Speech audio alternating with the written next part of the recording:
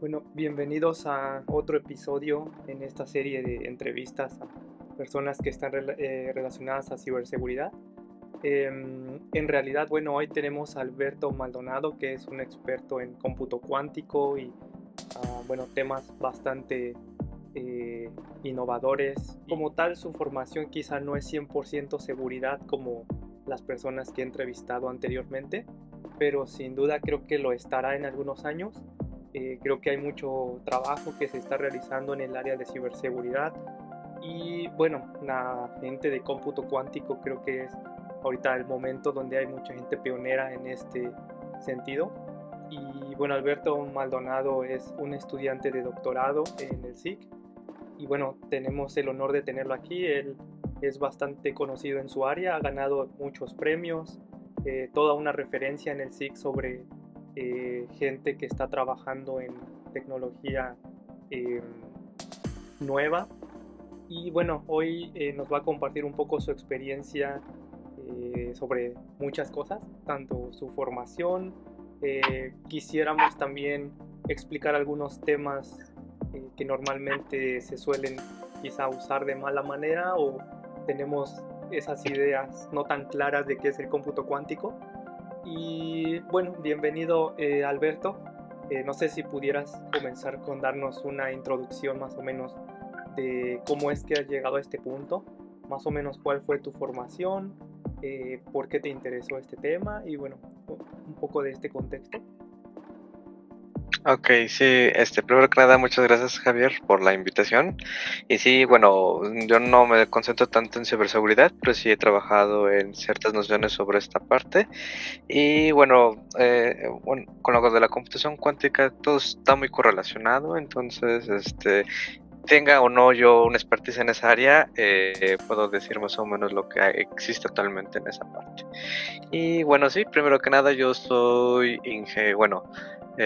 prácticamente todo del Politécnico, media superior, vocacional, ingeniero en sistemas computacionales, superior, escuela superior de cómputo, en SCOM, maestría en el SIC y doctorado en el SIC. Eh, entonces, sí, prácticamente todo lo que sea sistemas digitales o computación es en lo que yo me he metido. Y igual, ya prácticamente yo ya terminé el doctorado, ya entonces la formalidad. En, en diciembre ya tengo lo del examen y ya. Entonces ya, lo último. Y Entonces, perdón, actualmente. debo corregir entonces que ahora ya eres doctor.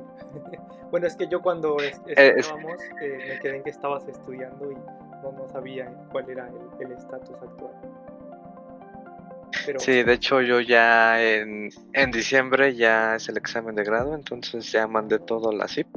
Entonces felicidades. ya prácticamente, sí, ya en julio, perdón, la puerta cerrada. Entonces sí, ya, antes me estuve esperando para hacer la transición, ya que actualmente yo en enero voy a entrar a trabajar, si se puede, a IBM, Oh, qué bien. ¿En ya cómputo que, cuántico también? sí, sí, eh, ya que, bueno, el año pasado fui como un internship. Ujú.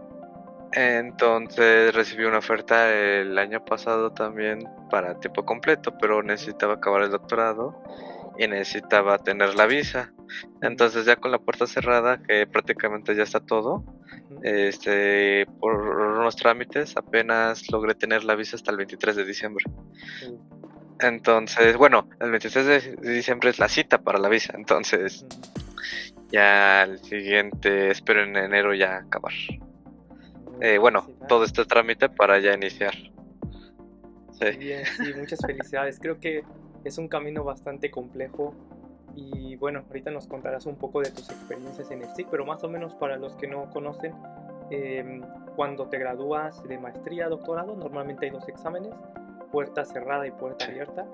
Puerta cerrada es donde está como el comité que te va a evaluar y normalmente puerta cerrada significa solo tú, tu asesor y los evaluadores. Es el examen quizá más complejo porque te preguntan de todo y y ahí te hacen correcciones y después tienes que mandar tu documento ya con esas observaciones corregidas. Y bueno, hay un puerta abierta que es un poco más para el público. En Sí. realidad, en mi opinión, creo que una vez que pasas el puerta cerrada ya estás graduado, ya lo demás es mero trámite. Y bueno, ese es como el contexto para la gente que no está muy enterada de cómo funciona. Sí. Pero sí, ya prácticamente eres doctor y felicidades. Es un honor tenerte aquí, Gracias. como mencioné. Y sí, perdón, continúa. Sí, de hecho, sí, ya estoy acabando lo que es esta parte y como bien lo mencionabas, me he involucrado en muchas áreas. De hecho, Mm, ahorita también ya estoy en otra comunidad llamada Quantum Open Source Foundation. ujú, Ahí los líderes pues ya la dejaron la comunidad como tal y como en toda empresa, ¿no? Lo único que queda es el experto, ¿no? mm, Entonces en este caso yo me vuelvo líder y yo estoy generando un programa de mentorías donde hay gente tanto de la industria de la academia a nivel mundial donde hacemos programas de mentorías y divulgamos todo lo que es open source. mm, Entonces ahí también estoy involucrado, soy embajador de una empresa llamada Unitary Fund, ujú, que esa da microgrants a gente que quiera hacer proyectos open source relacionados a computación cuántica, ujú, ya sea entregar, hacer como no sé, un evento, una comunidad, mm, generar bueno, uno fue que hizo cuentos con temática de computación cuántica como Ricitos de Oro, Alibaba y pasaba eso y le dieron $4,000. mm, Entonces es una buena oportunidad y ahí soy embajador. Y bueno, de IBM soy Qiskit que es defensor, bueno, la traducción defensor de Qiskit, que Qiskit inicialmente era la herramienta con la que se programa en IBM, ujú, pero ahorita ya es algo más allá, ya es como una comunidad, ya es un ecosistema en donde el software, el hardware, la misma gente, ya es mm, Qiskit. Entonces ya estamos, bueno, yo estoy en esa parte. Y sí, más que nada he estado en esa parte, transicionándome a nivel mundial, por decirlo. ujú, Entonces ya tengo, digamos, un reconocimiento. De hecho, el jueves me hicieron bueno, me contactaron por LinkedIn para ser revisor técnico de un libro ujú, de la editorial Manin wow, sobre computación cuántica, ujú, oh, donde la autora es una desarrolladora de software en computación cuántica por parte de mm, Microsoft. oh, qué Entonces, padre.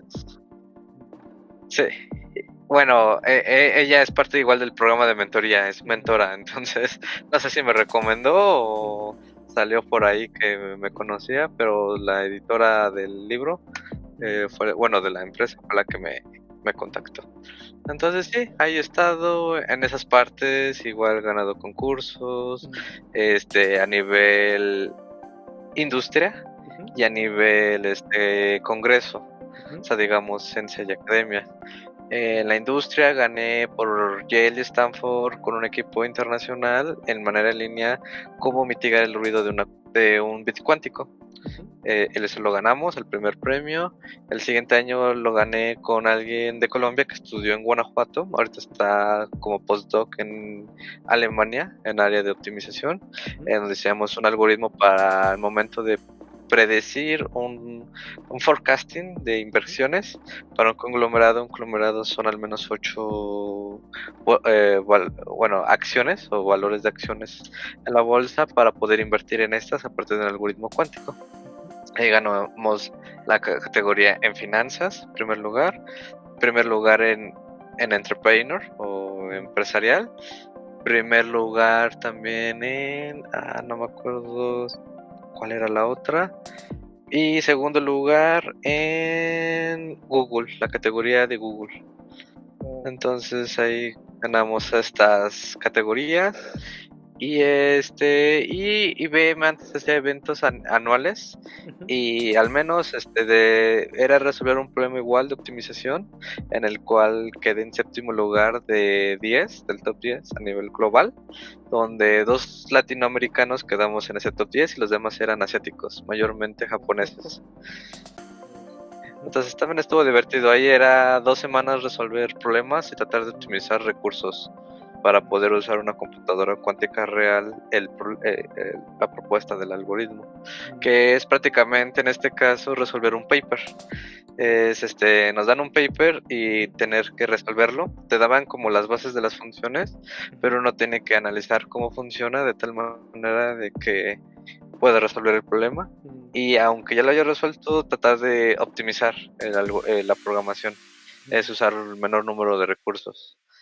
Y bueno, en años anteriores yo también cuando entré al doctorado empecé a organizar eventos de computación cuántica por parte de IBM.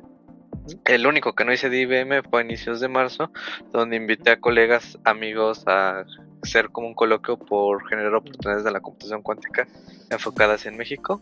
Ahí realizamos un artículo y el cual se ganó como en un congreso por parte de la IEEE, que se hace dentro de otro congreso de la IEEE Quantum Week enfocada en educación, cómo generar este tipo de eventos para países, digamos, que no tienen tanto poder adquisitivo o enfoque en la ciencia y tecnología como es Estados Unidos, Canadá o en Europa o Japón, y nosotros demostrar cómo generar esas oportunidades en computación cuántica, y ese es el artículo que se escribió y se ganó en este evento. No, pues felicidades por tantos logros, creo que has hecho bastantes cosas. Sin duda creo que, no sé, probablemente muchas cosas ocurrieron durante tu formación del doctorado. Creo que es un buen ejemplo de cómo en 4 años de doctorado puedes expandirte tanto y contribuir tanto.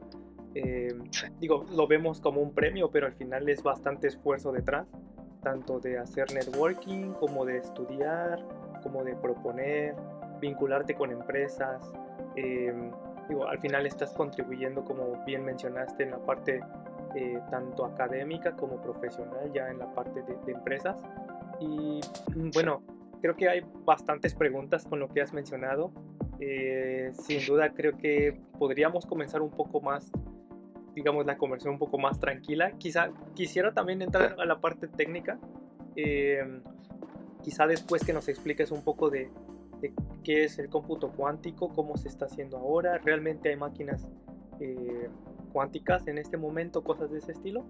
Pero quizá para comenzar un poco a poco, digamos, tu formación, ¿cómo fue que llegaste a este tema de cómputo cuántico? ¿Fue en el doctorado, en la maestría, desde antes? Porque sin duda es un tema bastante nuevo. Sí, de hecho fue la maestría. Yo en la licenciatura hice un clasificador de control parental usando Machine Learning. Cuando existía Torch, o sea, eso era cuando era el lenguaje Lua. Y me enteré y traté de meterme en la maestría con esa tendencia. Pero uno de mis hermanos, yo soy el menor, somos 4 hermanos, entonces yo soy el menor, él ya es doctor, que me recomendó, él me dijo, bueno, porque en la media superior me gustaba mucho la física, de hecho yo hasta me quería meter a STEM, pero él me recomendó que mejor me fuera a SCOM por encontrar una mayor oportunidad laboral, terminando la licenciatura. Y en eso me dijo, oye, existe el cómputo cuántico, ¿te gusta la física? Y pues sabes computación. Entonces, ese era mi plan. De hecho, en un inicio, en un posgrado era o inteligencia artificial, y cuando entré a la licenciatura era como, bueno, me meto en una maestría y me enfoco en algo de física. Entonces, yo no sabía nada de esto, o sea, yo ni sabía nada de la notación matemática o el trasfondo o una materia de mecánica cuántica, no sabía nada de eso y dije, pues, ¿por qué no? Pues es física y computación, a ver qué hago aquí. Y ahí es como inicié en esta área. Oh, qué interesante, mencionas varias cosas. Creo que la primera es la expresión cuando dices, en ese tiempo existía Torch. En realidad fue hace 6 años, más o menos, probablemente. 7 años, a lo mejor comenzó desde antes, pero, por Sí, ejemplo, algo que quería hacer notar es que 6 años en la ciencia, o sea, algo que ya se hizo hace 6 años en la ciencia, ya es viejo. sí, Normalmente tienes que estar como a lo mejor en el último año, lo más reciente posible. Así que, bueno, para la gente que no está como muy en el contexto de posgrados, creo que normalmente a nivel posgrado intentamos estar leyendo lo último, lo más reciente en el último año. Como mencionábamos, 6 años ya es algo obsoleto. Así que normalmente estás leyendo cosas muy, ¿cómo llamarlo? Recientes y que además son de alto impacto. Así que, pues como ven, sin duda Alberto tiene una formación eh, bastante buena y además bastante actualizada. Em, Creo que la segunda parte es cómo iniciaste.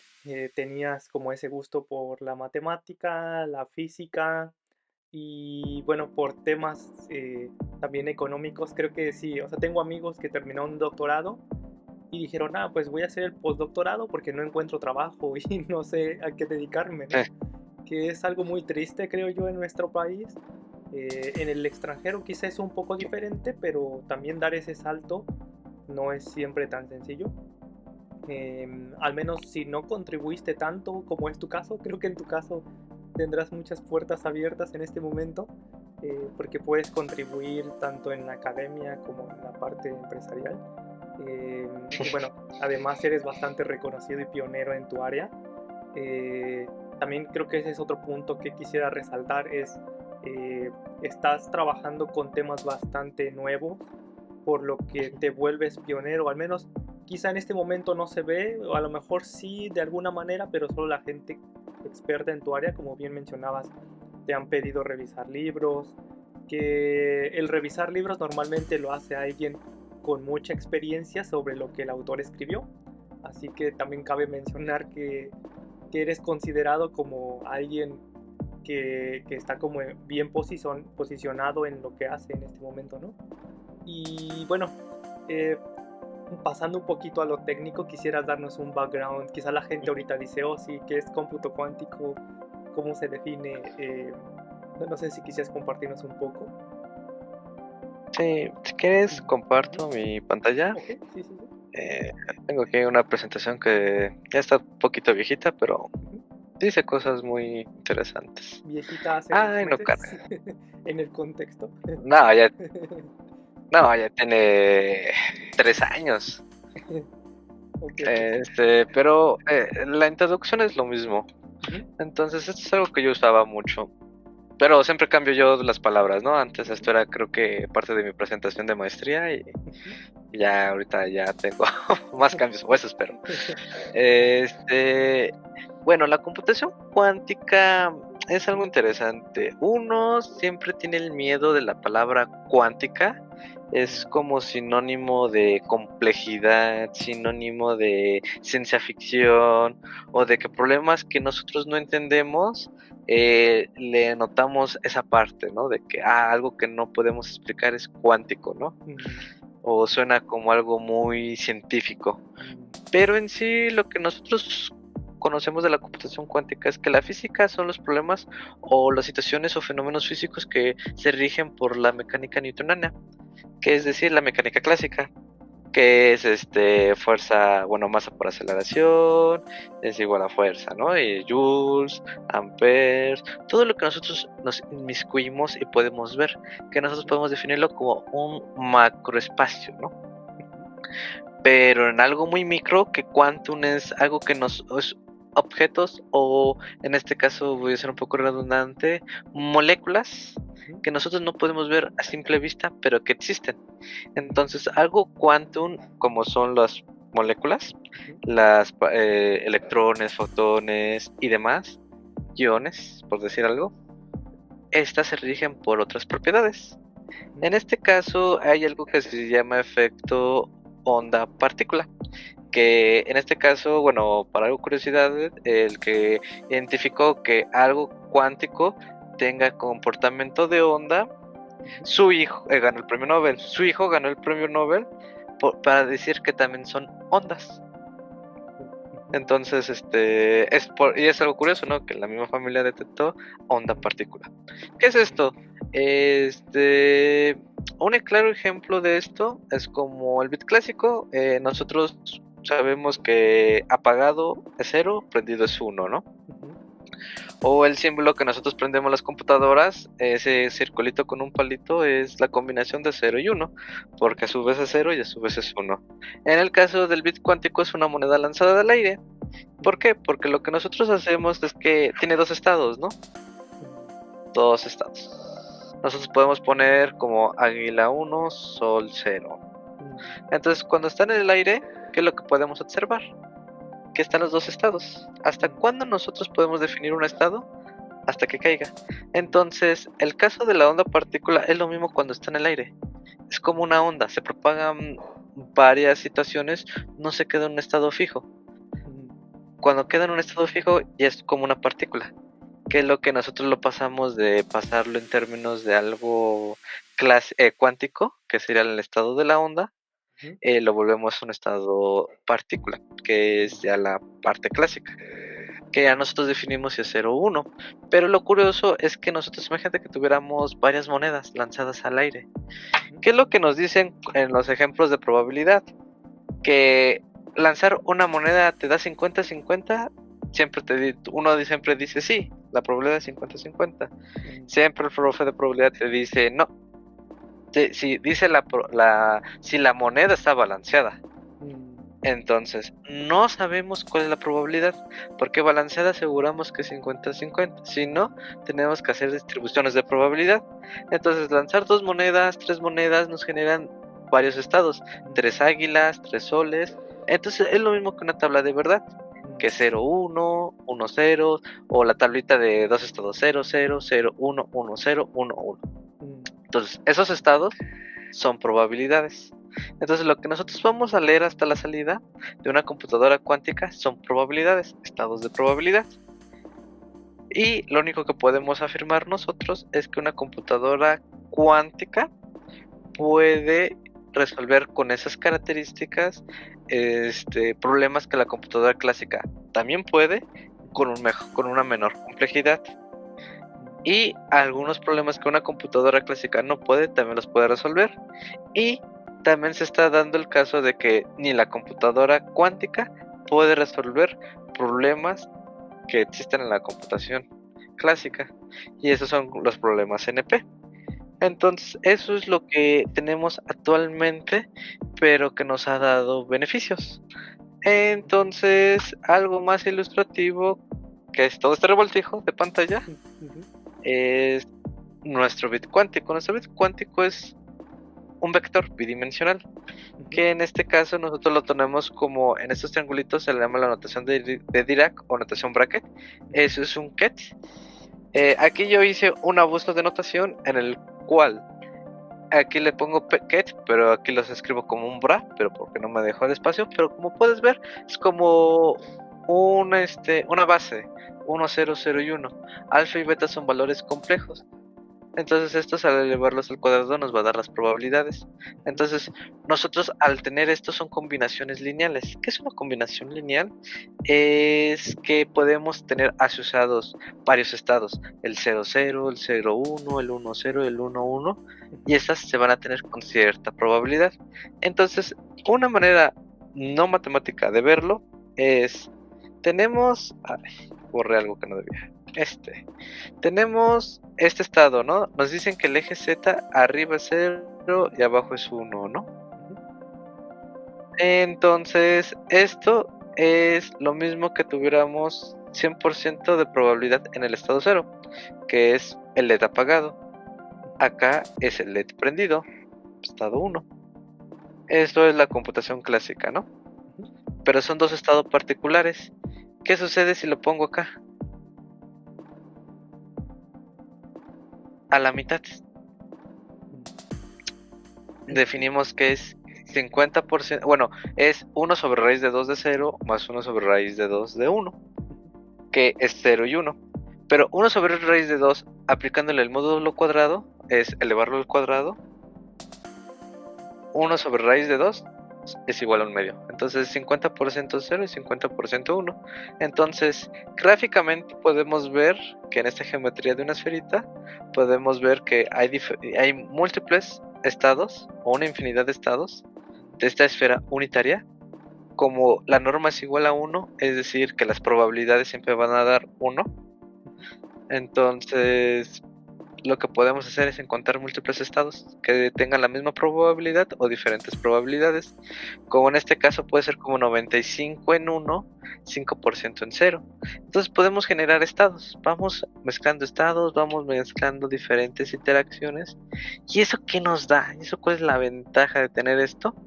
Es que podemos tener información. Otra cosa que podemos caracterizar es que tenemos un vector bidimensional. Podemos guardar en un qubit un vector de 2.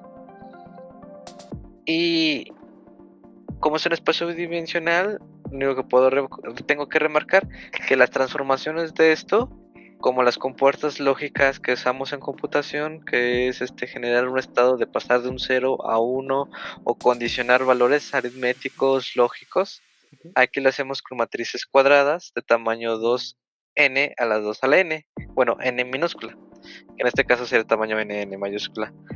Pero algo que metemos es que hay tensores, hay productos tensoriales, que es generar múltiples estados. Entonces, un bit cuántico no es solo 2 estados. Con 2 bits generamos 4 estados. El estado 0, el estado 1, el estado 2 y el estado 3. Entonces podemos generar con 2 bits la tabla de verdad de 2 estados. De 3 sería 8, de 10 sería los 1024 estados. Pero esos estados van a estar asociados probabilidades. Entonces lo que podemos guardar aquí serían las amplitudes, que nosotros las definimos, que al elevarlas en cuadrados generan probabilidades. Entonces podemos guardar en esas amplitudes un vector de 4 por 1, con 10 qubits un vector de 1024 por 1. Entonces 10 qubits puedes almacenar eso. Es decir, 2 a la n es el número del vector que podemos almacenar en los qubits. Limitantes hay, pero eso es como una de las tendencias que se puede asociar. O la otra es que el for, como nosotros lo conocemos, que es iterar en un vector, del vector 0, vector 1, vector 3, vector 4, ya no lo necesitamos. Metemos todo probablemente y los experimentos se van a hacer automáticamente. Es decir, a veces van a dar 0, a veces va a dar 1, a veces va a dar 2, a veces va a dar 3 en entrada, y dependiendo de esa entrada, nuestro algoritmo va a definir si es el estado que yo quiero a la salida es uno o es otro. Por ejemplo, yo te digo, quiero que me des un estado par, que digamos en este caso es el 2. Entonces me va a aumentar la probabilidad. Digamos, voy a tener 25% en 0, 25% en 1, 25% en 2, 25% en 3. Que en estos casos, en esta imagen, es la versión binaria, ¿no? 0, 0, 0, 1, 1, 0, 1, 1. Mi algoritmo lo que va a hacer es, esos tienen 25 cada uno. Lo que va a hacer es aumentar la probabilidad de por ende, va a disminuir la probabilidad de los demás. Un caso ideal es que este sea 100% y los demás 0. Un caso real sería 90% y los otros demás van a sumar el 10%.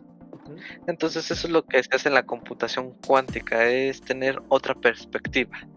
Ya no vemos 2 puntos, generamos una esfera junto de esos puntos y vamos a asociar probabilidades, amplitudes, es decir, información que nos puede ayudar. Oye, y en este aspecto, haciendo como la comparación con lo que conocemos de ceros y unos, cuando tenemos en el cómputo normal de ceros y unos y puedes escribir como todo este conjunto y después con el conjunto de ceros y unos ya creas, no sé, números en hexadecimal, entonces ya vas como haciendo conjuntos de 8 ceros o unos y luego, no sé, conjuntos de 32 bits y entonces ya tenemos un tipo de dato, al menos en cómputo, no sé, un entero, un flotante, lo que sea. En el cómputo cuántico, ¿cómo funciona eso? También tienes tipos de datos que después los puedes ya operar en... Bueno, es que tampoco desconozco si existe una computadora cuántica. Bueno, de eso nos lleva a otro tema que leí en el premio que ganaste recientemente, en donde dicen que la UNAM adquirió 2 computadoras cuánticas y que a partir de eso pudieron comenzar a hacer investigación varias universidades, incluyendo el SIC, incluyéndote a ti también, que estuviste como en toda esta propuesta y ganaron un premio en Canadá. Eso me lleva a, primero, quizá antes de que puedas contestar lo previo, ¿existe una Sí. computadora cuántica actualmente o cómo se define, cuál es el estado de la computadora cuántica? De hecho, esto es algo curioso. Ujú, ¿Existen computadoras cuánticas? Sí. De hecho, Amazon tiene algo llamado Amazon Bracket, ujú, que ellos lo que hacen... Amazon Bracket. Bueno, es que tiene un servicio y lo que es IBM, Quantum Experience. Bueno, yo lo conozco como pero ya cambió varias veces su nombre. ujú, Bueno, lo que se da es que existen empresas que están capacitadas a dar estos servicios de computación cuántica. ujú, Y IBM es, digamos, el inicio ujú, de esta área. Aquí te dicen las computadoras que gratuitamente uno puede tener. De hecho, cualquier persona que, bueno, no sea de países como Venezuela, Cuba, Corea del Norte, ujú, entre esos que Estados Unidos no tengan conflictos, ujú, uno puede hacer una cuenta y puedes tener acceso a 127 qubits ujú, de manera automática. Tienes al mes 10 minutos gratis de obtener este beneficio ujú, y puedes operar con esta. Este es el mapa de los qubits físicos. ujú, Esto está basado en una tecnología basada en superconductores. Google también trabaja con superconductores y con iones atrapados. También está Pascal, que trabaja con átomos neutros. ujú, Y son otra tecnología. Entonces hay una infinidad de computadoras, pero por cada computadora hay un área de especialización. ujú, Entonces es algo complicado por decir, porque igual IonQ son iones atrapados, tiene ciertas desventajas y desventajas. IQM es computadoras superconductoras, ujú, Rigetti también son superconductoras, y Cura como Pascal son átomos neutros. Estas no se consideran como computadoras cuánticas universales porque no están basadas en compuertas cuánticas, están basadas en algo que se llama computación analógica o adiabático, que es generar ya un fenómeno físico que ejemplifique el problema, que ujú, eso es algo que es más orientado a física experimental aplicada, por así ujú, decirlo. Bueno, también esto es física experimental, pero estas sí son lo que ya nosotros utilizamos. ujú, Y de hecho, lo único que puedo decirles es que el color moradito claro es como una computadora, un bit cuántico con ruido muy grande, ujú, y las más oscuritas son con menos ruido. Hasta aquí lo dice a la -3 y esta a la -1. Entonces lo que estamos haciendo es que estas van a puedes utilizar todas estas compuertas ujú, y te van a dar el menor número de ruido. Y es porque vivimos en una era con QPUs, que es Quantum Personal Unit, por decirlo, ruidosas. Es la era NISQ, por sus siglas en inglés, que es Noisy Intermediate Scales Quantum, ujú, que es devices, se le pone siempre asociado a eso, o la era NISQ, que sería la era cuántica ruidosa de escala intermedia, ujú, porque no podemos tener un gran volumen de qubits ujú, y también son ruidosos. Actualmente, hace un año, IBM, y de hecho ahorita estuvieron en un evento que ellos hicieron, ujú, QCD, creo que es Quantum Conference Developer. ujú, Ellos ya lo anunciaron que lo que hacen ellos es que tienen esta computadora, este modulito, ya lo pueden copiar, ya lo pueden recrear. Entonces copian y pegan el procesador, lo unen con un cable y ya generan de 127 a 254 ujú. qubits. Entonces ya pueden incrementar más solamente ahora sí copiando en la misma escala.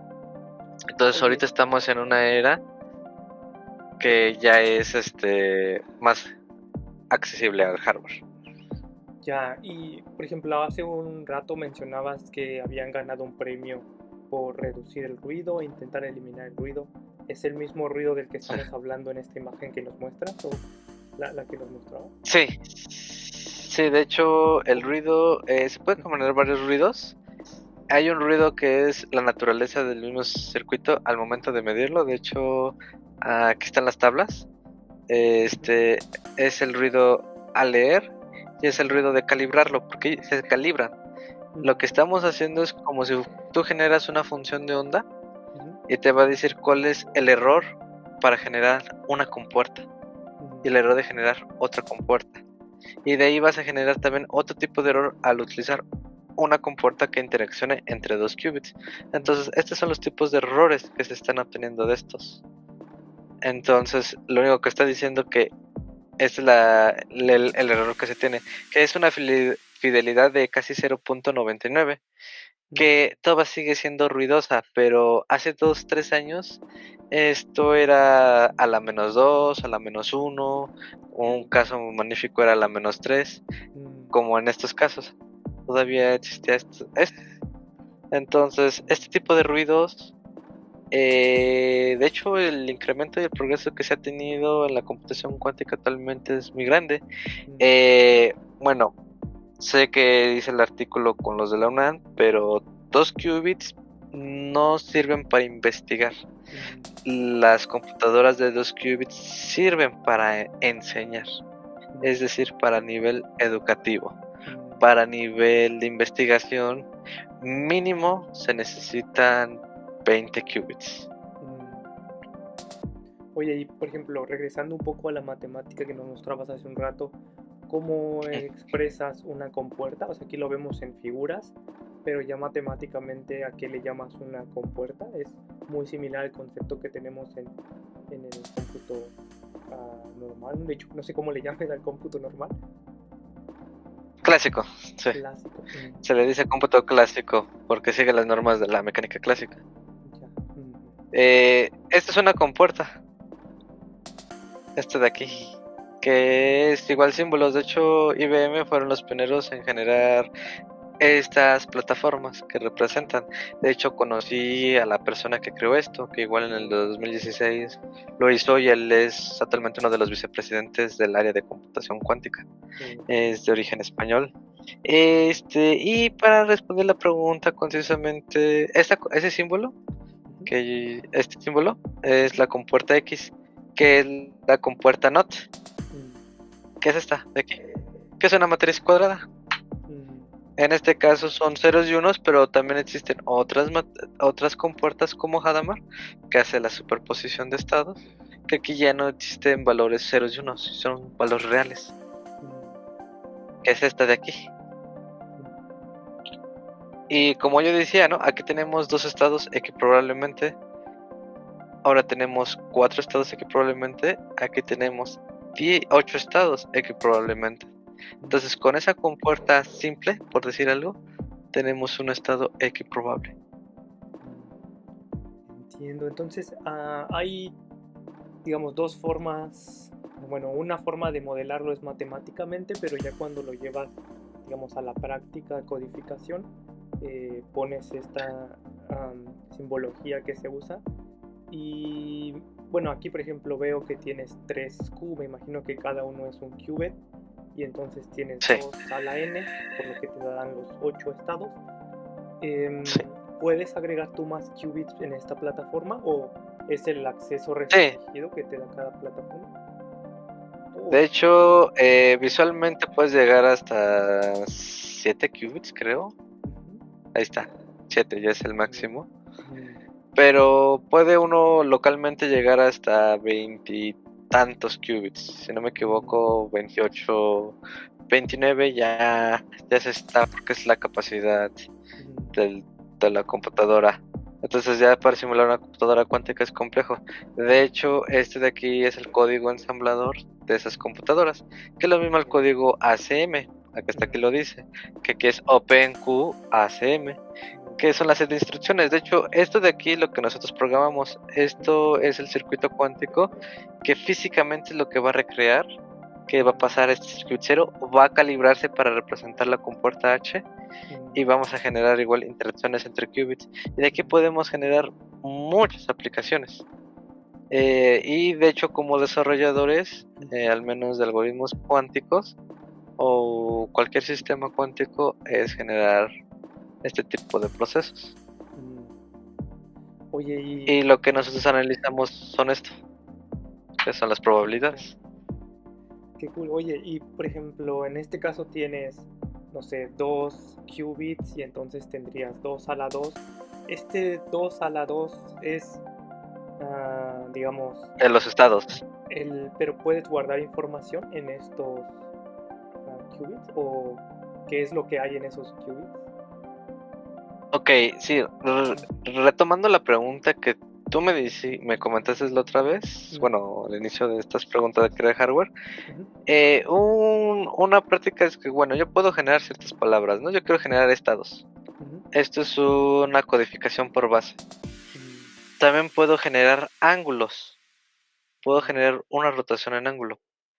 Que puedo pasar informaciones, no sé, es 1.14 o 14, 70-30. Entonces estoy haciendo la aproximación de un estado de 70-30. Entonces yo puedo generar diferente información. En los qubits está la codificación por base, que son ceros y unos superpuestos. La codificación por ángulos, que los ángulos no te dicen más que este tipo de rotaciones. Entonces las rotaciones me están dando una distribución de probabilidad diferente, ¿no? 2.5 por decir. Esto de aquí es una codificación, que es por ángulo, que es pasar información real en términos de un ángulo, y genera esto.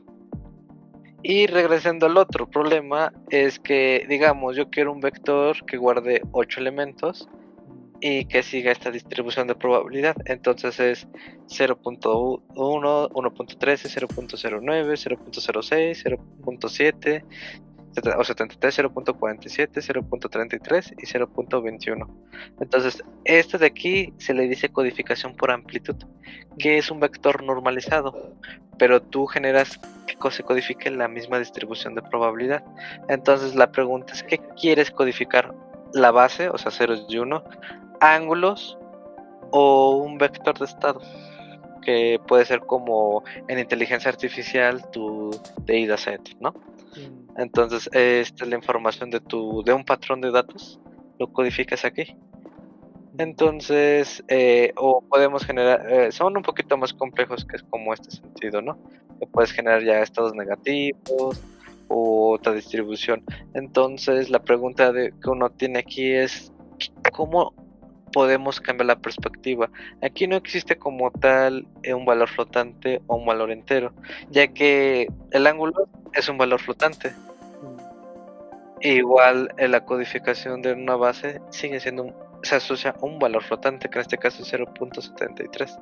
Entonces todos esos valores que uno se encuentra, ya perdemos esa noción. De hecho, con un solo qubit ya tenemos un valor flotante, que es 0.77, o como en este caso 0.84, 2 y 0.54. Que el problema va a estar asociado con que siempre debe ser normalizado, es una limitante. Entonces, entre más qubits van a tender a cero los valores, o sea, se van a hacer cada vez más pequeños. Pero sí, podemos hacer esa información, podemos paralizar o hacer una mezcla de que algunos sean flotantes y algunos tienen la codificación por base. Es decir, mezclar valores ceros y unos superpuestos y a su vez asociar un valor de ángulo y también a uno de amplitud. Entonces, ese tipo de trabajos da un beneficio. En la computación cuántica ya dejamos de ser si es 0 o es un 1, sino aquí es como un caso interesante. Las compuertas cuánticas tienen algo que son compuertas de 2 qubits, que es como esta, que son como compuertas, hay una compuerta de control. Si te das cuenta, aquí no está asociado nada, ¿no? Bueno, voy a cambiar Aquí no hay nada, ¿no? O sea, los dos están en 0, porque este es el control. Cuando este se vuelve 1, va a activar el otro, y ya va a generar información. Pero lo interesante es que puede o no activarse, y es el estado no activado con los estados activados. Entonces podemos generar múltiples informaciones entre los estados. Podemos generar activarse y no activarse, que es como si fuera un if. Si este valor es 1, se hace la rotación. Pero esto es a nivel de qubits. Ya existen esas condiciones. Entonces, dentro de una computadora cuántica tú puedes hacer rotaciones, puedes hacer condicionantes, puedes agregar valores entre 0 y 1, ángulos que van a asociarse a los valores entre 0 y 1, y ceros y unos. Oye, por ejemplo, ahorita estoy viendo esta parte del ensamblado. Es la misma lógica que se sigue, bueno, obviamente no es la misma, pero es el mismo sentido que seguimos cuando desensamblamos un binario desde las computadoras clásicas. Por ejemplo, tienes un operador y tienes un registro de datos, y en cada registro de datos puedes tú extraer información. En este aspecto, bueno, existe en ciberseguridad la parte de reverse engineering, en donde puedes desensamblar un binario y ver cómo fue construido, cómo es su código, qué hace. ¿Existe esto también en el cómputo cuántico? Es que ahorita todo es ensamblador. De hecho, aquí lo único que estoy diciendo es que yo ocupo 2 qubits y 3 classic register, que son bits clásicos, que lo que van a hacer este símbolo es medición. Es decir, vamos a colapsar, vamos a volverlo clásico. Es decir, el valor que está aquí, si te das cuenta, se volvió 00, ¿no? Que es que cuando los quitamos ya no está. Pero ¿por qué sucede eso? ¿Es porque lo estamos deteniendo? No, es que este de aquí, lo que está sucediendo aquí es que va a guardar el valor de un dato, que en este caso es más probable que sea 00. Aquí guardó un 0 en el bit 0 clásico, y aquí guardó del qubit 1 el valor en 0. Y lo que estamos diciendo es que estos lo hacen. Entonces, en la computación cuántica, esto ya es programar, esto ya es diseñarlo. Lo que nos va a dar las salidas son las mediciones, que en este caso es la superposición de estos cambios de estados. Entonces sí, podemos identificar qué es lo que estamos haciendo. De hecho, este lenguaje es como el universal, que esto es lo que se programa en Qiskit, pero aquí ya lo tenemos todo. Y lo que va a dar que podemos cambiarnos de lenguaje, porque compañías, Microsoft tiene su propio lenguaje, Amazon tiene su propio lenguaje, las que les comenté tienen su propio lenguaje. Entonces es como que si tú quieres usar una computadora tienes que aprenderte el lenguaje. Entonces existen herramientas que te dicen, pues te cambio este lenguaje y ya. De hecho, yo trabajé en una empresa donde tú tenías esta herramienta y ya usabas un método y automáticamente te lo pasaba al código de la otra, de otro hardware.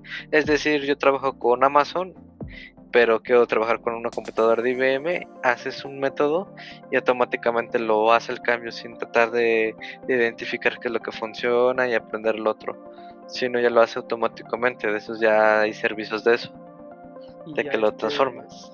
a este proceso también le llaman compilación, igual que en el cómputo clásico. Sí, de hecho, eso es un área muy interesante. Existe en la computación cuántica el área de compilación, que lo que hace es, yo tengo, por ejemplo, vamos a hacer un caso muy extremo.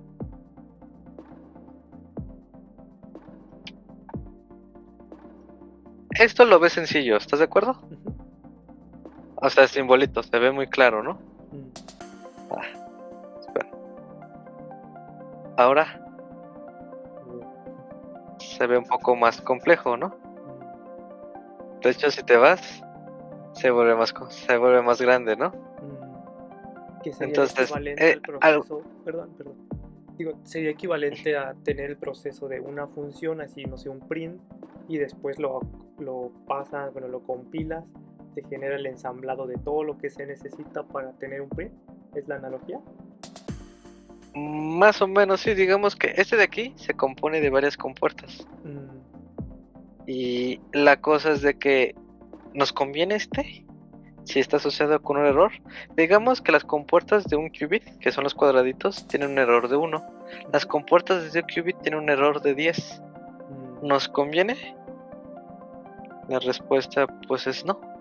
mm, Y quiero yo meter un ejemplo. Esta compuerta que estoy seleccionando, la que son como dos X, ujú, se le llama compuerta SAP. Esta se descompone en 3. mm. Pero ¿para qué nos sirve esa compuerta SWAP? Regresando al hardware, este,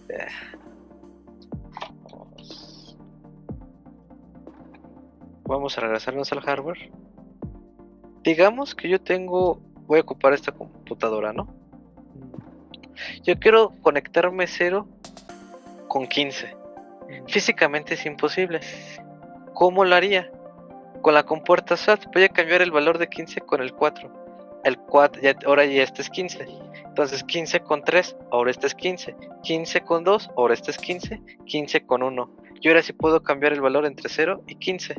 ¿Pero qué tuve que hacer? Swap, swap, swap, swap, swap. 1, 2, 3, 4.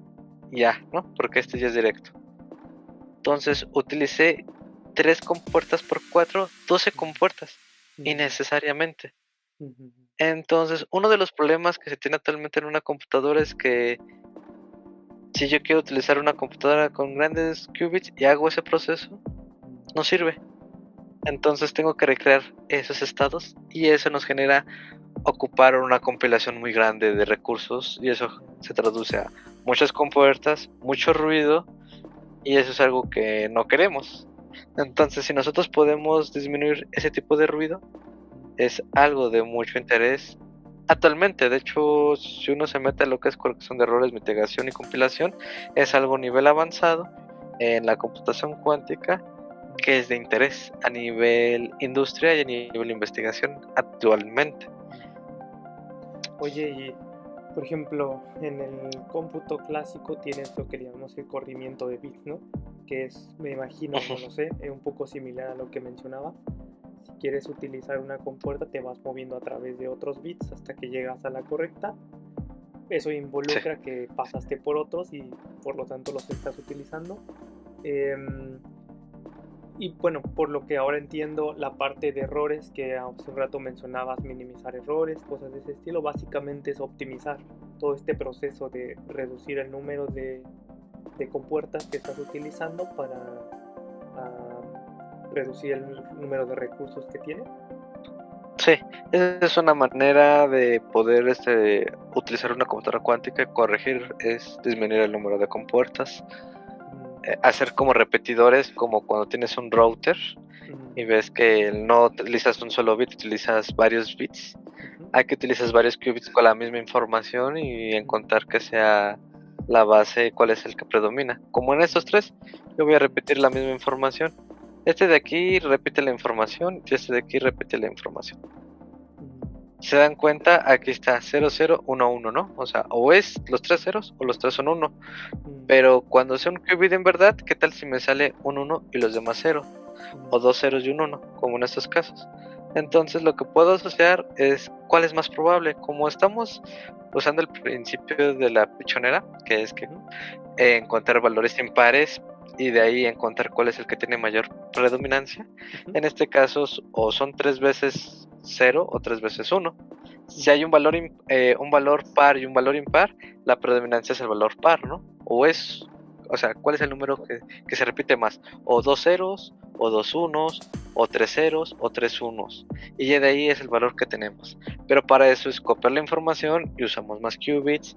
Entonces existen múltiples maneras, múltiples técnicas, o generar una compuerta inversa que disminuya el error, o incrementar el error y tratar de minimizarlo con una extrapolación. Entonces existe una infinidad de maneras, o utilizar inteligencia artificial para generar una manera para optimizar el recurso.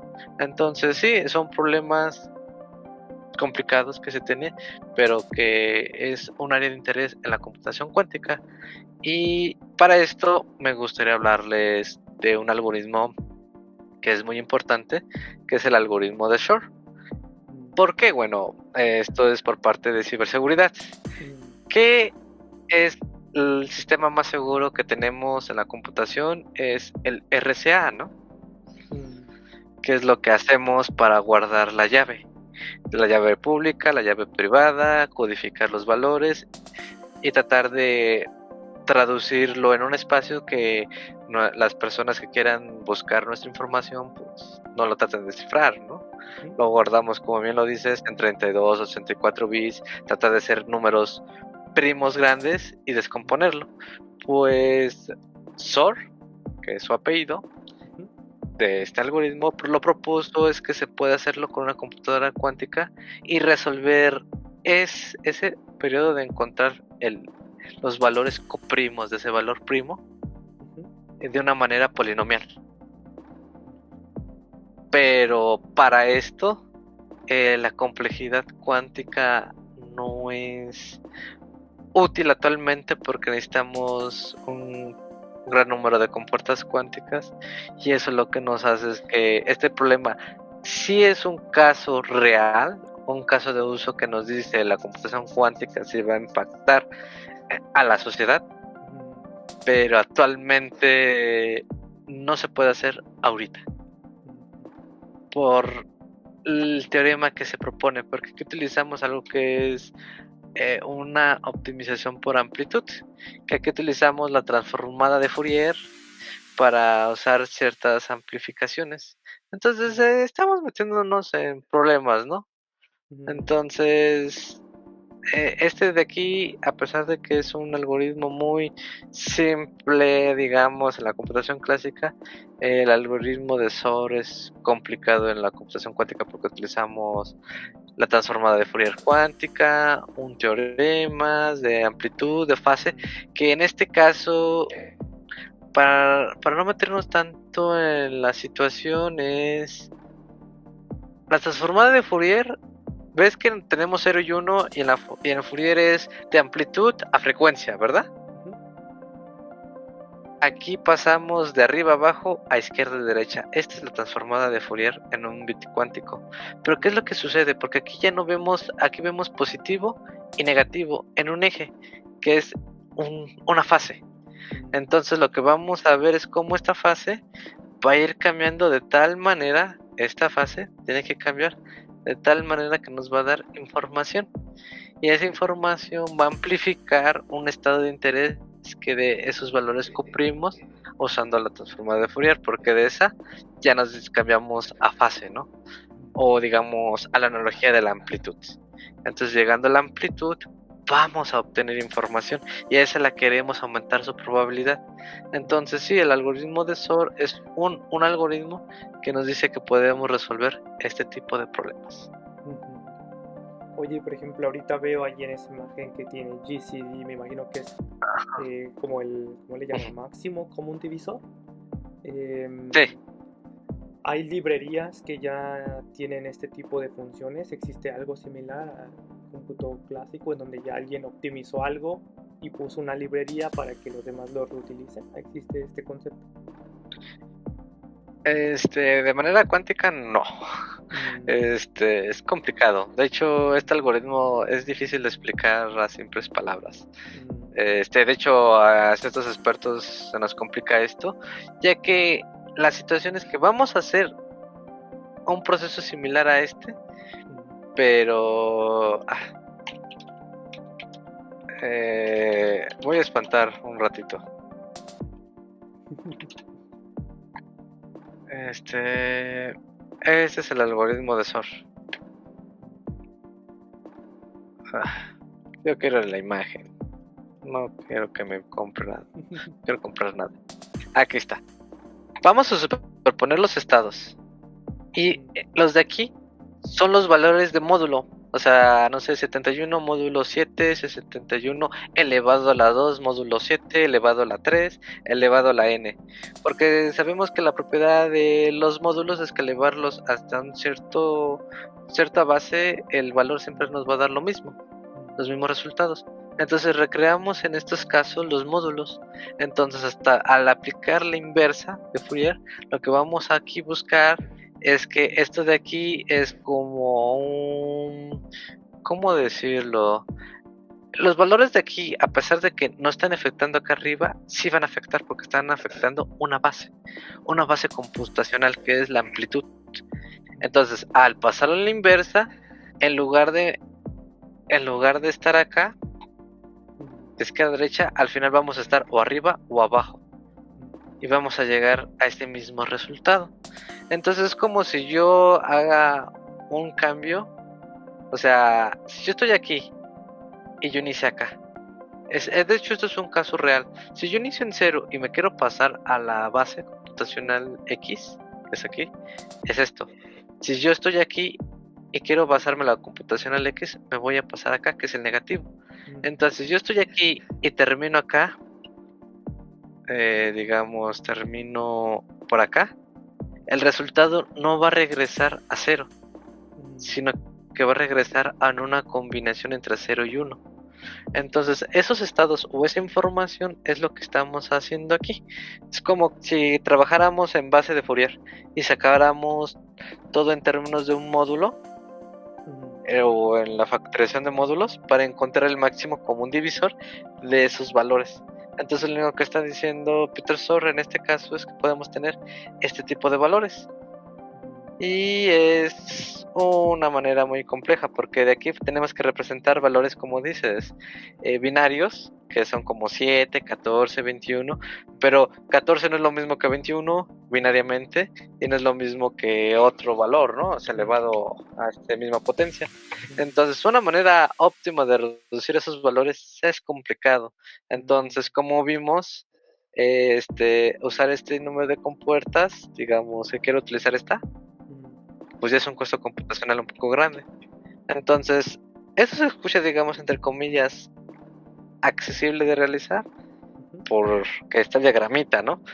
Pero al momento de implementar, pues, es muy costoso computacionalmente y hay un ruido que está asociado a esto. Entonces, como de, pues no, o sea, está padre, pero nos vamos a meter en un problema que no vamos a encontrar, que es más fácil que lancemos una moneda y tratar de encontrarlo a prueba y error que codificarlo realmente.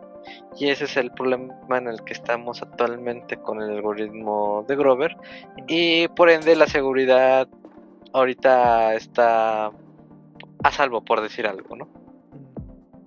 Oye, y por ejemplo, yendo un poquito a palabras más sencillas, normalmente en criptografía, en ciberseguridad, qué tan seguro es un algoritmo depende de cuánto tiempo nos podría tomar como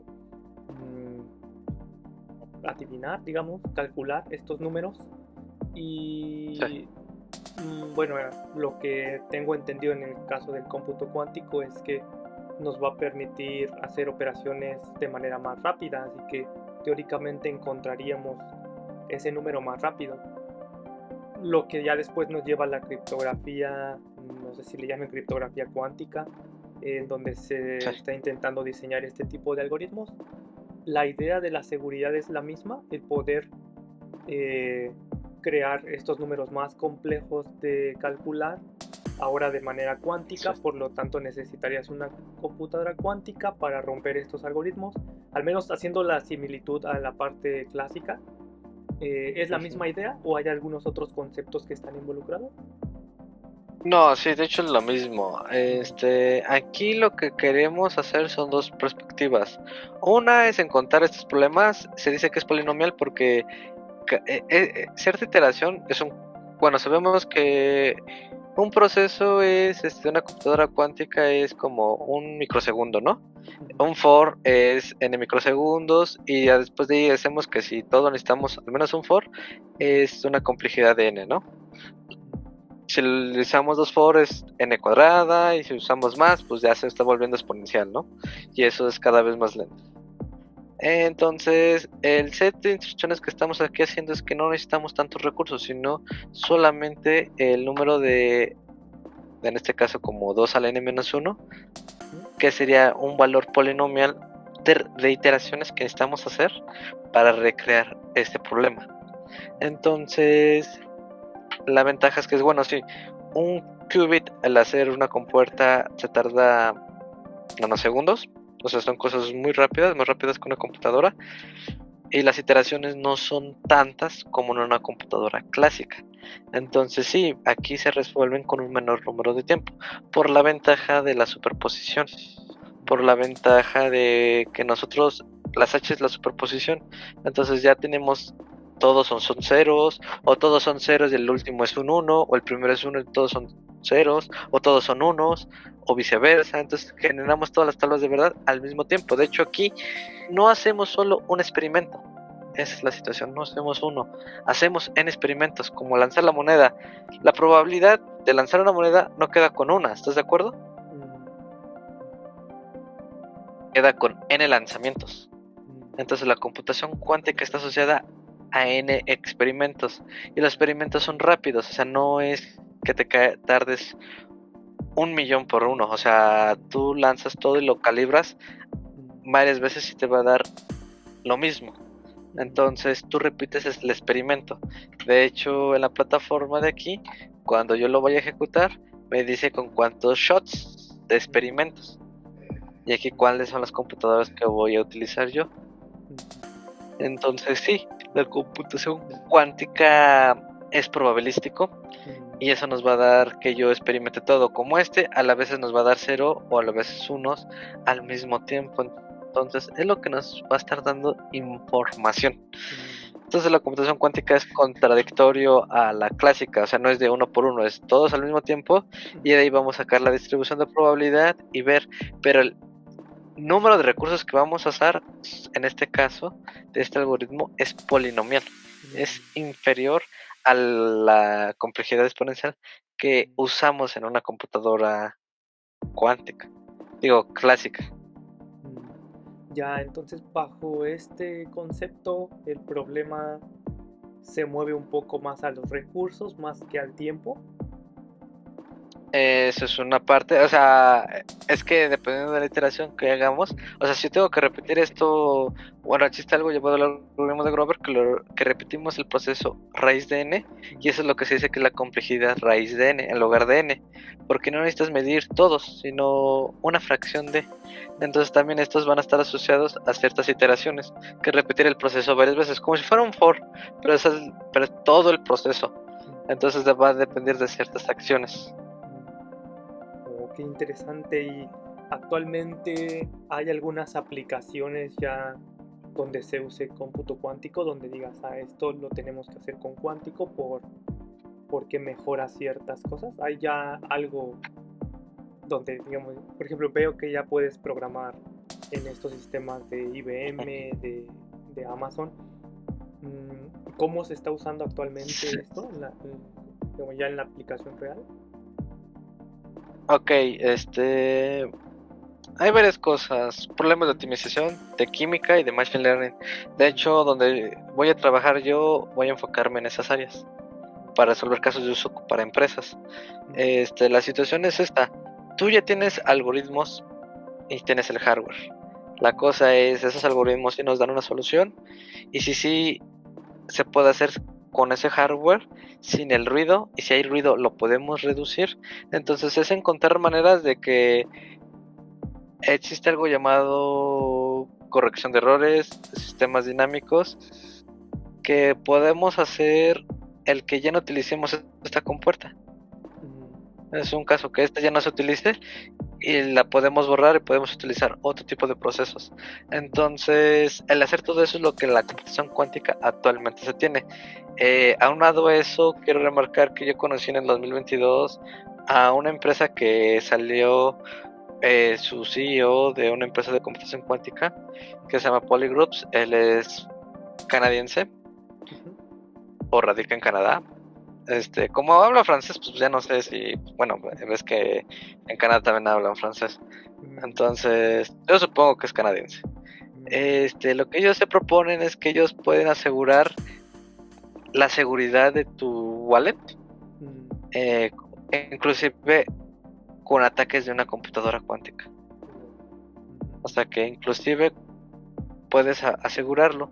Y también esta es otra utilidad o otra herramienta que es a nivel educativo, que lo pueden traducir, que igual es de Canadá, del Instituto Cuántico, no me acuerdo cuál es la universidad, pero es esta, la plataforma que nos enseña el protocolo BB84, que es de 1984, que utiliza propiedades de la mecánica cuántica, que aquí te crea un juego, ¿no? Crear un juego y vas a representar la situación, que es el código, y vas a tratar de salvaguardar la seguridad.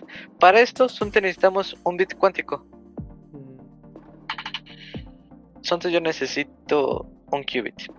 Y el ejemplo más básico para la seguridad de esto, existen dos cosas de interés en la computación cuántica: seguridad y comunicación. Este es para seguridad. Es cómo saber que alguien te está leyendo tu información, ¿no? Este es el 0, ¿no? Voy a medirlo. Este es 0, ¿no? Si aplico esta compuerta, ya se vuelve 1. Si aplico esta compuerta, a veces puede ser 0 o a veces puede ser 1. Aquí ya me dio 0, ¿no? Pero a veces también puede ser 1, como se muestra aquí. Bueno, el valor por defecto siempre en este caso es 0, ¿no? Pero este es lo que vamos a dar. Entonces, este 50% 0 y 50% 1, ¿no? Entonces, imagínate que tú y yo nos vamos yo te voy a pasar información que, digamos, es esta presentación que estamos haciendo, ¿no? Yo te voy a mandar ciertos valores. Si es 0, es 0. Si es 1, es un 1. Esta es la base Z. Si puede ser 50% 0 y 50% 1, es la base X, que es esta. También le podemos agregar esta, pero no importa. Es 0 o es un 1, ¿no? La situación es que yo lo voy a hacer, pero tú no vas a saber cuál es el circuito. Tú vas a decir, yo quiero medirlo en base Z o en base X. Si es la base Z, tú agregas esto. Si es la base X, le vas a agregar también esta compuerta. ¿Por qué? Porque estas dos se van a cancelar y ya te va a decir si es 0 o es un 1, ¿no? No se deja. No se deja.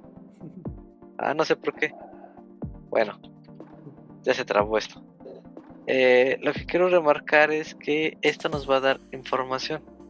O sea, si estas dos se cancelan, este se vuelve 1 automáticamente.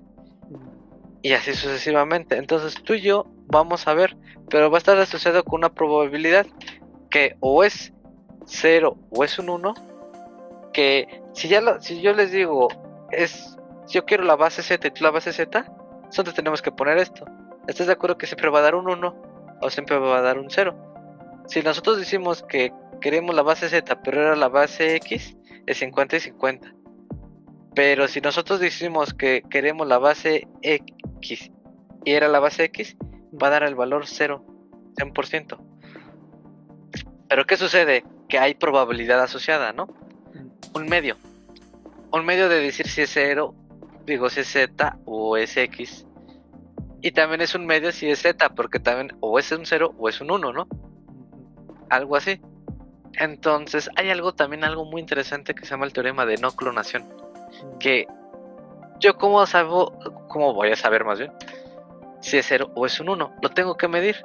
La persona que nos está interfiriendo, que el ejemplo tú vas a conocerlo más que yo, que siempre le ponen Eva o Eve, Bob, Alice y Eva o Eve, el que nos quiere robar la información, es que él no puede saber cuál es el circuito, porque tú, que yo te lo estoy mandando, tampoco lo sabes.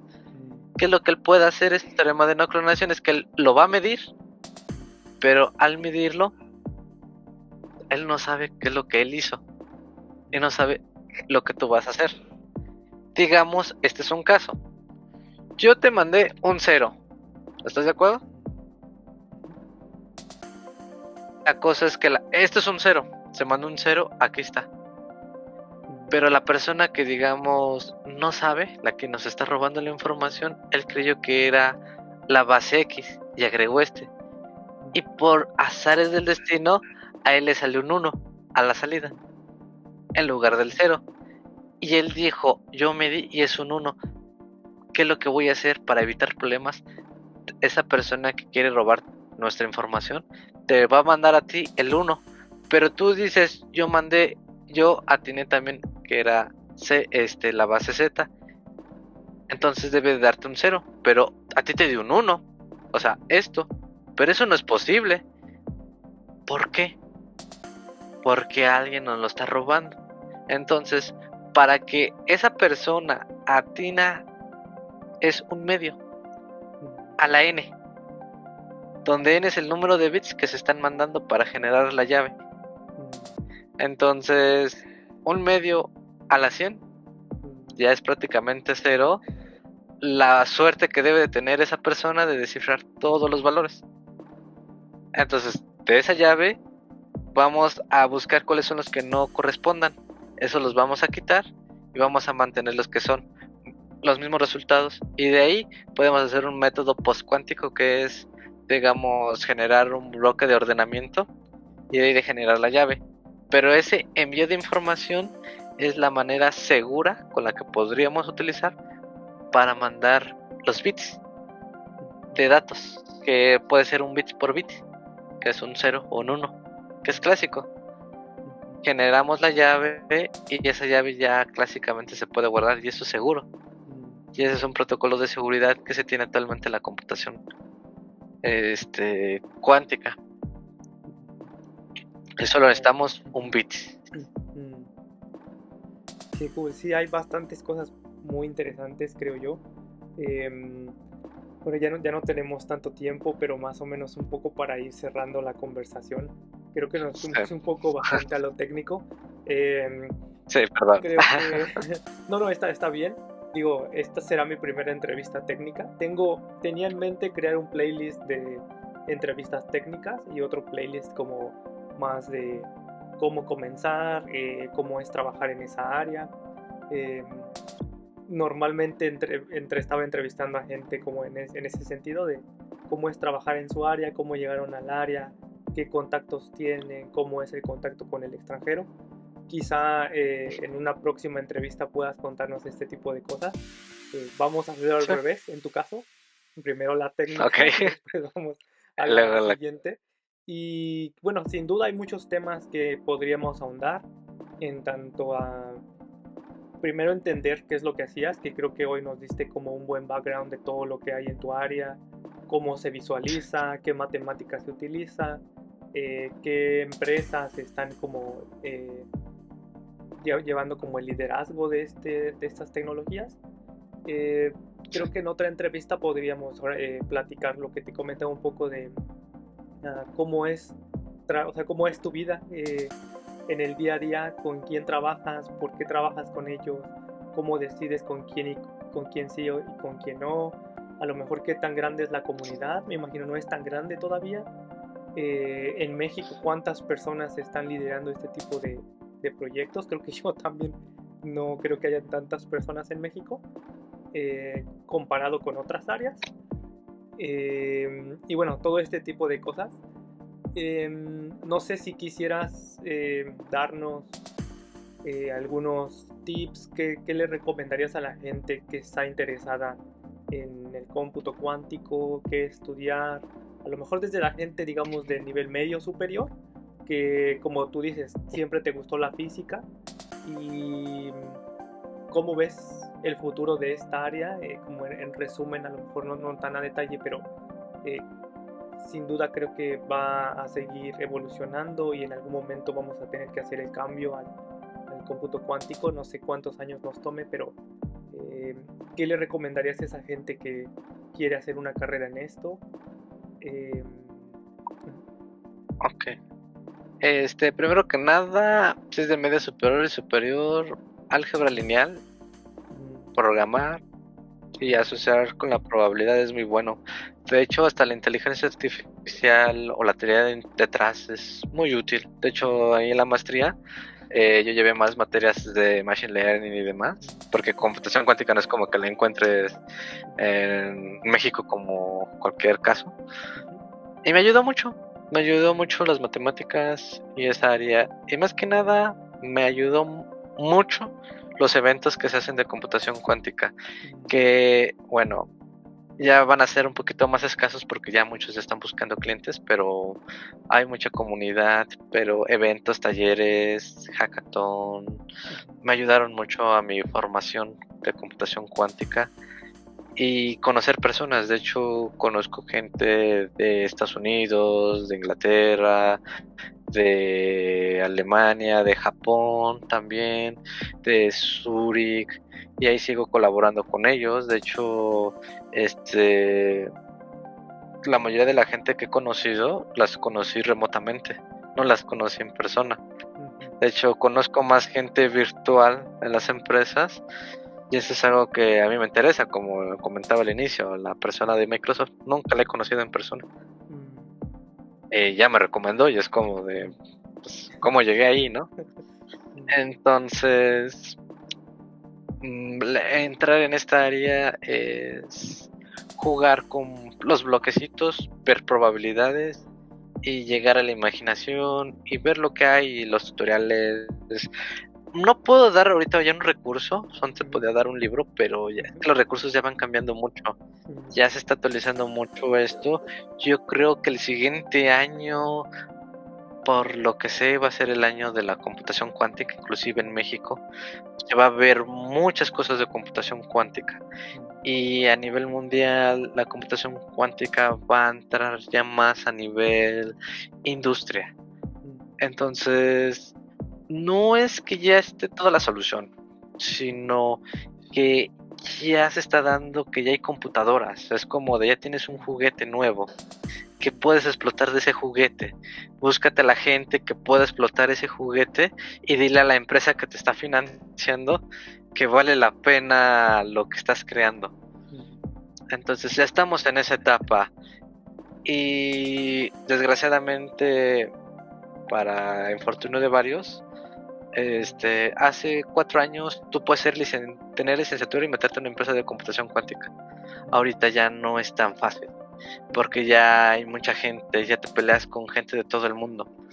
De hecho, a mí algo que me sorprendió mucho es que hace un año yo estuve en Nueva York, conocí a un amigo de Japón. Lo voy a retomar porque tú ya conoces más familiarizado esa cultura, ¿no? Muy japonés, ¿no? O sea, muy trabajador, él también hacía su doctorado, muy bueno. La situación es que él es muy teórico y research. No lo contrataron, no lo contrataron. Y es muy bueno en lo que hace, pero es que en IBM ya no quieren tanto research, quieren ya gente de casos de uso, gente que sepa programar. Él casi no programaba. Lo entrevistaron varias personas para ver si lo querían contratar y no lo contrataron. Ahorita hace su postdoc en Zurich, entonces no le fue tan mal, pero no lo contrataron. A mí, que yo me metí a un área que es educación, Quantum Community o Qiskit Community Advocate, que es hacer tutoriales, meterte en eventos, resolver issues para el software, hacer tutoriales para casos generales, particulares de la computación que se tienen en IBM.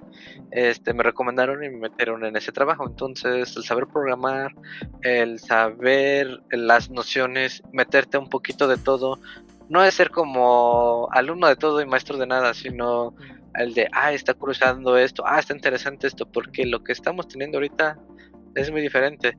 De hecho, irónicamente, yo lo que hice en la tesis de doctorado ya no lo estoy utilizando, que es Quantum Machine Learning. Yo me estoy metiendo ahorita en la parte de compilación, que es lo que les hablé un poquito. Yo me meto a reducir ya el hardware. O sea, sí sé esa parte, sí me sé las nociones, pero me di cuenta ahorita por lo que estoy hablando, porque también me metí a otros trabajos, y es lo que se está necesitando, es eso, de reducir el hardware, de algoritmos complejos. Y yo dije, ok, si puedo resolver de ese problema algo más complejo, pues qué beneficio, ¿no? O sea, me tengo que modificar de área. Y no es porque no haya esperanza en Quantum Machine Learning. Bueno, los expertos dicen que no hay esperanza en eso, pero yo creo que aquí somos un poco pesimistas porque tenemos el criterio de que es que eso no se puede por esta razón. Pero es que la computación cuántica, el machine learning o quantum machine learning no hay una respuesta, no hay un porqué. ¿Se parece a lo que hacemos con redes neuronales? No es lo mismo, pero llegamos a algo similar. Y ya. Entonces, no hay una respuesta. Y con esto pues es tratar de buscar una infinidad de grupos, porque el problema de la computación cuántica es que ya tenemos un prejuicio, ya tenemos un sesgo, un bias de cómo funciona, como las dudas que me dices, porque son válidas, porque ya existen y nosotros nos dedicamos a esto, pero es que esta nueva tecnología no es tan similar. Digamos que es como una FPGA, se siguen ciertas reglas para programarlo y llegar a un beneficio, pero eso sigue siendo clásico. Aquí es que puedes llegar como la esfera. Nosotros vemos un círculo, pero ¿qué círculo quieres ver de esa esfera? Y eso es lo que nosotros hacemos en la computación cuántica, que en algunos casos tienes la esfera de este eje, luego vemos esta esfera, luego lo vemos así, o sea, vamos cambiando la perspectiva y esa es la complejidad de la computación cuántica. Y al final, en conclusión, para mí, en mi caso, yo ya casi no uso mucho el álgebra lineal, porque ya hay ciertas reglas establecidas, ya son como condicionantes. Y ya sabes qué es lo que va a afectar después. De hecho, el diseño y análisis de algoritmos, tienes que saber álgebra lineal, pues para definirlo. Pero para ver cómo funciona no es tan necesario. Puedes hacerlo como programador y está bien. Entonces, sustentar lo que es la matemática ya es otra cosa. Pero entenderlo no es necesario programar. Jugar con la plataforma que les mostré, la de IBM, con eso aprende uno más que nada. De hecho, así yo inicié, jugando con esa plataforma. Qué cool, me voy a poner a jugar y a ver si en una próxima entrevista hacemos algo como en vivo de picarle y hacer algunas cosas, ejemplos básicos, a ver qué sale. Sí. Pero sí, no sé si hay algún medio de contacto donde la gente, si tiene alguna duda o quisiera como acercarse a ti, ¿estás abierto a este tipo de cosas? Sí, de hecho, tengo, bueno, voy a poner aquí mi correo de la comunidad en la que estoy. Es alberto@qosf.net. También está el grupo de Slack, ahí ya soy uno de los organizadores, entonces cualquier cosa estoy ahí. En la comunidad Quantum Universal Education igual. En LinkedIn, pues igual mi nombre Alberto Maldonado Romo, con cosas de cuántica, también ahí estoy, y sí, ahí estoy muy metido siempre y cuando me digan las cosas como de, más formales, o más bien más directas, no tan directas, porque sí me ha tocado, una vez me tocó uno de la India que me dijo, no me quedó este problema, resuélvelo, y así de, no te conozco. Sí. Lo voy a poner en la descripción. Entonces, si me dicen, pues cualquier duda o cosas así, pues no hay problema. A veces me tardo en contestar, pero se puede. Qué bueno. Sí, bueno, muchas gracias. Sé que estás bastante ocupado, estás en muchos proyectos y la verdad es que agradezco el tiempo que te tomaste en explicarnos qué haces, cuál es el impacto que tiene lo que estás haciendo en México y bueno, en todo el mundo, al final no solo en México, pero creo que como mexicanos estamos orgullosos de gente como tú que están como a la vanguardia y trabajando en temas muy innovadores, ganando muchos premios porque es de alto impacto el trabajo que haces. Gracias por tu tiempo de nuevo y bueno, como te decía, espero que en una próxima entrevista podríamos tocar un poco la parte más menos técnica y a lo mejor en otra un poco más técnica ponernos a jugar con lo que nos mencionabas y sí, te estaré contactando y muchas gracias. No sé si hay algo que quieras compartir previo a terminar.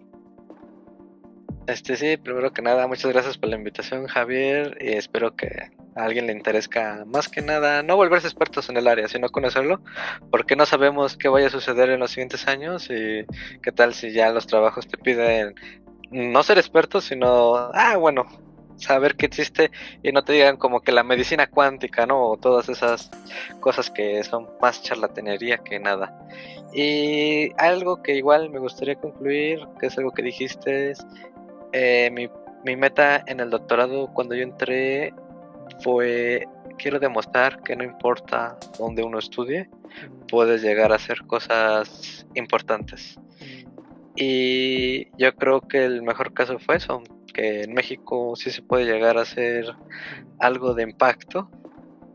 Y me gusta porque no por salir en ganando concursos o salir en redes sociales y así, sino el demostrarme a mí que sí se puede hacer. Que no es sencillo, no lo es, pero no es imposible. Que creo que eso es algo que me gustaría remarcar. Sí, muchas gracias y felicidades por toda tu carrera. Y bueno, también gracias por contribuir en todo esto que es la tecnología. Y sí, sin duda, yo también me voy a poner a estudiar un poco y a ver qué sale. eh, Más relacionado a mi área de seguridad, como dicen, bueno, en un futuro lo vamos a utilizar. Pero bueno, muchas gracias por tu tiempo y espero tenerte varias veces en este canal. Nos vemos. Esperemos que sí. Muchas gracias. Hasta Nos luego. vemos. Gracias.